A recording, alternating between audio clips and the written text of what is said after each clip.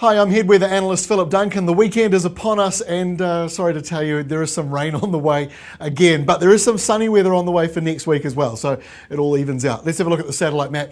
Here is a newly developing low. It's only going to be a very, very shallow one, but it's connecting with all of these clouds you see right down to the Southern Ocean where another low is down here. They're all connecting up and it's going to form into quite a long front that goes from north to south. Now as it moves through this weekend, this clear weather will have this to start with, but then this cloud will all line up with a frontal band which will bring in rain mainly for western and northern areas, but it will spill over to the east coast as well. So let's zoom on and have a look at Saturday because this is where it matters. This is Saturday afternoon for the North Island. Check out the wind flow. It's a nor'wester or a westerly depending on where you are.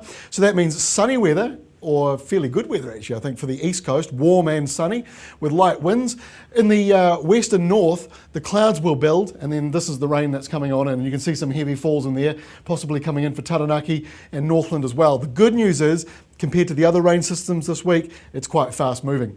In the South Island, it's a similar story. The rain comes into the western coastline, heavy falls along the ranges here, and a possible rain warning, keep an eye out for that. On the eastern side, should be mostly dry though, because we've got, of course, the mountains in the way of the rain. So it won't really move into the south until the southerly change comes through later in the day, probably Saturday night going into Sunday morning.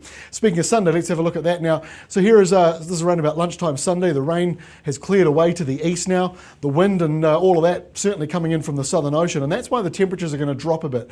This is a cooler change. It's not wintry, but it's going to drop the daytime highs down to the low double digits, low single digits, that would be something else.